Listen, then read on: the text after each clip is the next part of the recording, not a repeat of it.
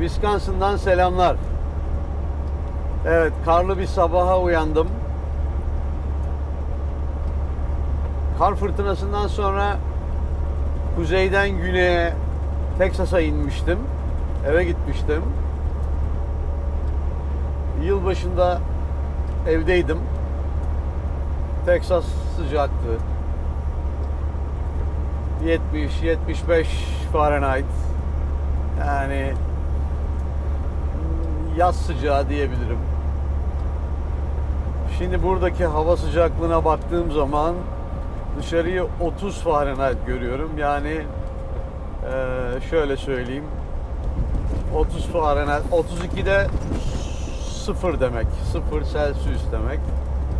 Şu anda 0 derecenin çok az altında bir hava sıcaklığı var. Teksas'tan aldığım yükü Wisconsin'a getirdim. Minneapolis'e gidiyorum. Yaklaşık 170 mil yolum kaldı. Güzel, keyifli bir yolculuktu. Ben çok kendimi sıkmadan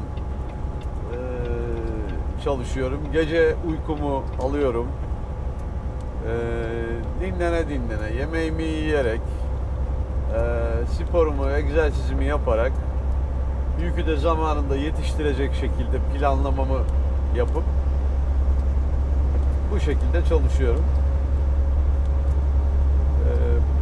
Bu benim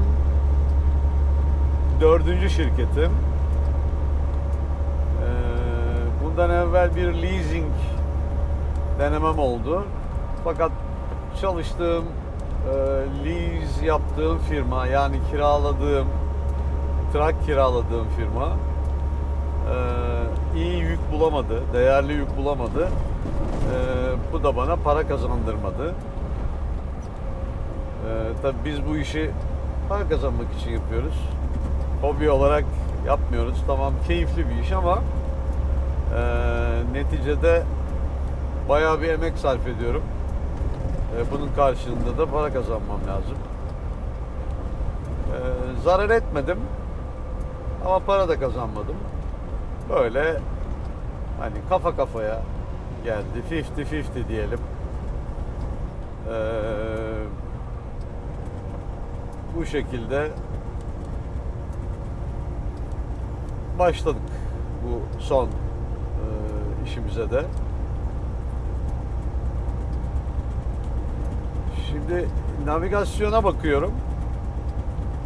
Navigasyon sürekli bana yeni yollar teklif ediyor. Hava kapalı olduğu için onun da kafası karışık. Uyduyu bulmakta zorlanıyor. Ve dönüşleri hesaplayamıyor, kaçırıyor diyelim.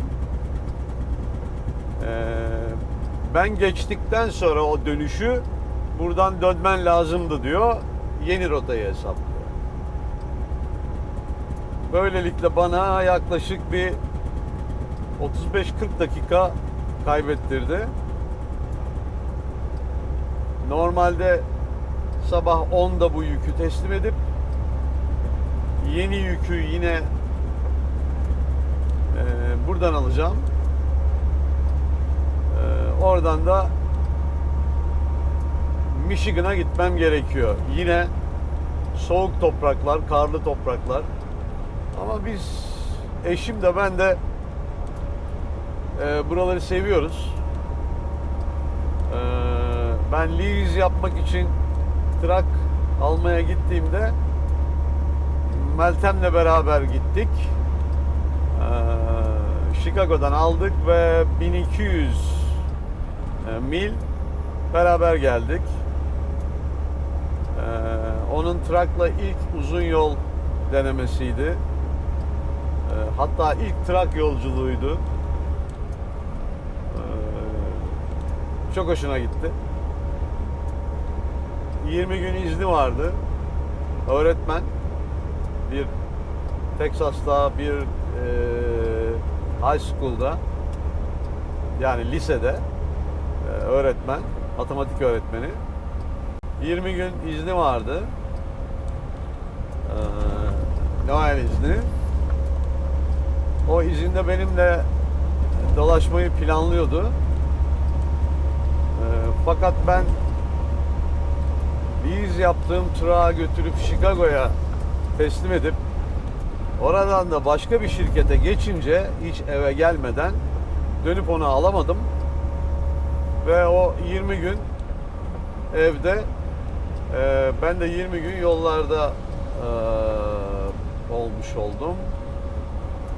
İşte sürekli telefonla konuştuk, görüntülü konuştuk.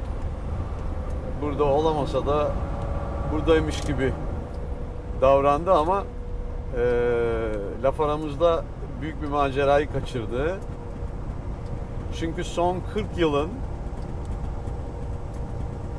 en büyük kar fırtınasına denk geldim ben.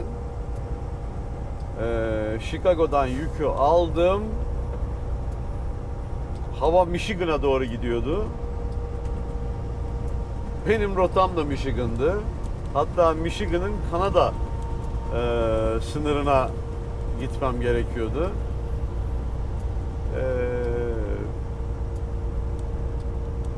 Birçok driver'ın tercih etmeyeceği, cesaret etmeyeceği bir havada, bir yolda bu teslimatı yaptım. Tek başımaydım yolda. Başka trak görmedim. Bir ya da iki tanedir. Ama birçok yol kenarında devrilmiş, kaymış trak gördüm. Tehlikeli bir yoldu. Hatta Christmas Eve'de, yani Christmas gecesinden bir gün önce, ayın 24'ünde ben yükü teslim ettim ve dispatcher'a dedim ki bana yük alma, bu havanın geçmesini bekleyeceğim. Çünkü ben hava radar application'larından sürekli meteorolojiyi takip ediyorum.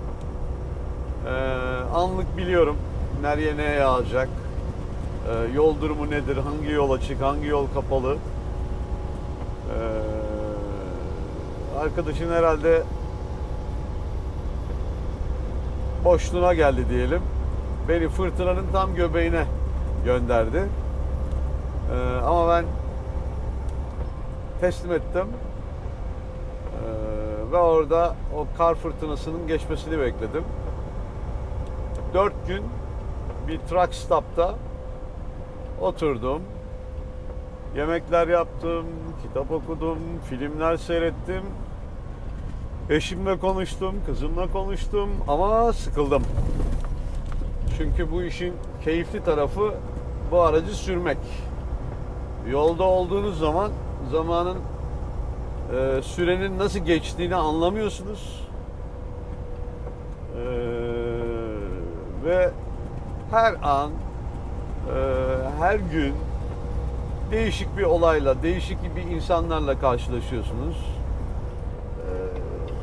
Benim gibi böyle macerayı seven,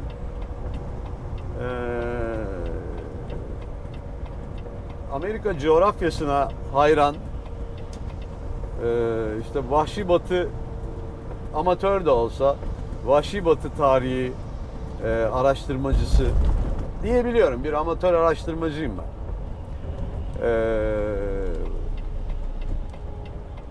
Bu duygularla çok daha farklı zevk alabiliyor insan. Bu iş sevilmeden yapılacak bir iş değil. Birincisi makine kullanmayı, araç kullanmayı sevmeniz lazım. İkincisi mental olarak ve fiziksel olarak biraz dayanıklı olmanız lazım. Yani fizikten ziyade mental olarak, ruhsal olarak dayanıklı olmanız lazım. Yalnızlıktan tabii Tanrı kimseyi yalnız bırakmasın. Ancak insan ara sıra yalnız kalmak da istiyor. Kafasını dinlemek istiyor. İşte bu yalnızlıktan da keyif alabiliyor olmanız lazım.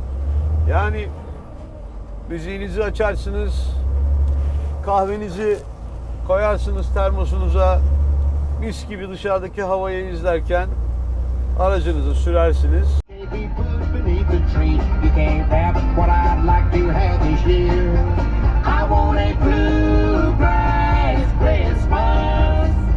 Just like the ones I used to know. Christmas for me is not what's under the tree. It's a house filled with music, a song that I love sung. I want green on the Christmas tree, white on the ground, tinsel of silver and gold. But if I had one wish to bring me Christmas cheer, I'd want a bluegrass Christmas this year.